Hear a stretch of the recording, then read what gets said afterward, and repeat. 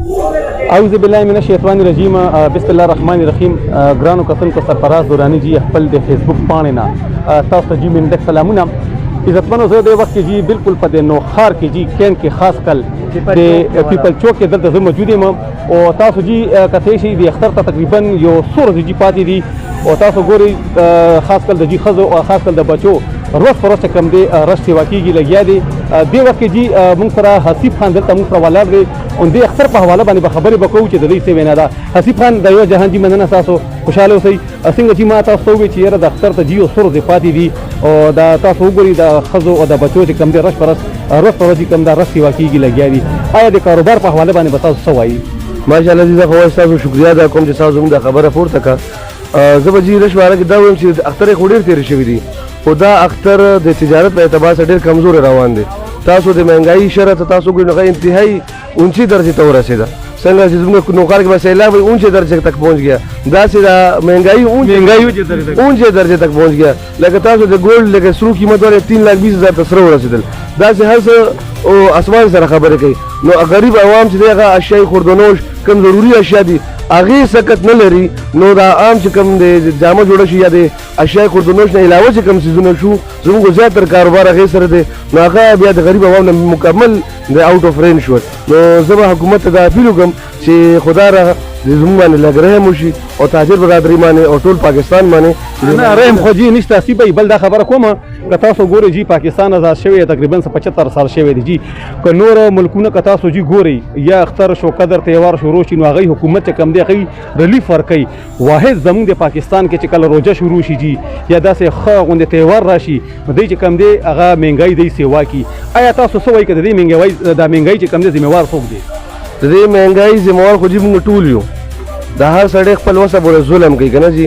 کله چې زموږ ملک به امن نه وي نو ظلم به سیوا کیږي او چې کله زموږ ملک امن راشي قانون راشي خلکو ته تپوس پوښتنه شروع شي نو بیا به دا مهنګایي هم ختمېږي او دا ظلم او ستم هم ختمېږي.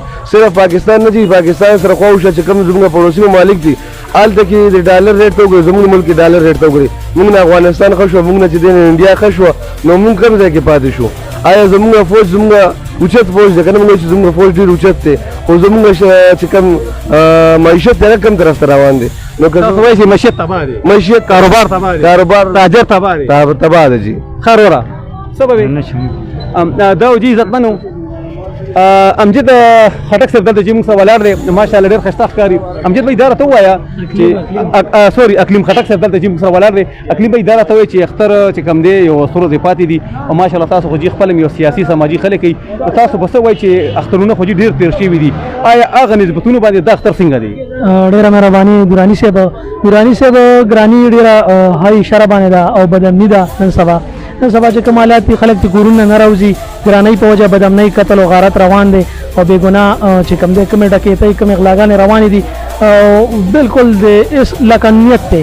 دې په وجه باندې چې بازارونو چې دی ګیما ګیمي پکې نشته او روزګار هم ټپ دی او بس زه دا یم چې هغسې مزې نشته د اخترونو او د روزګارو.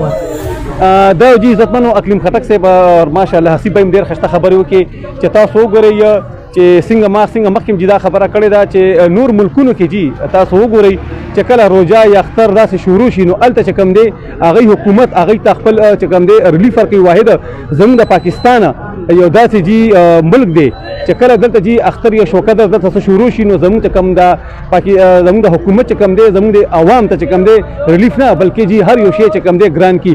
عزتمنو زه چې کوم دی دا خبره به جی غوندې شارټ کوم به او خاص کل هغه خلکو ته چې کوم خلک دا مهنګایي کوي لګیا دي. بل جی دا خبره تاسو ته کوم لګیا یم که تاسو وګورئ دا ماشاءالله دا روژه کې جی خاص کل خلکو ته چې میسیج ورکوم چې کوم خلکو جی ماشاءالله روژې نیولې دي چې کوم چا عبادت کړی دی چا چې ذکر کړی دی الله دې پاک هغوی روژې قبول کړي او د اختر د الله باندې جی ښه راولي.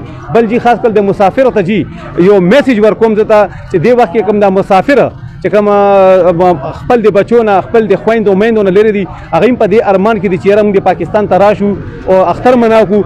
بل دا جی خبره ده تاسو وګورئ ماشاءالله دا وریځې ګرځي خو افسوس باران هم نه کېږي. الله پاک دې جی موږ الله باندې رحم وکړي او دا جی باران وکړي. دا ویډیو جی تاسو زیات نه زیات تاسو شیر کړئ تاسو زیات نه زیات جی لایک کړئ.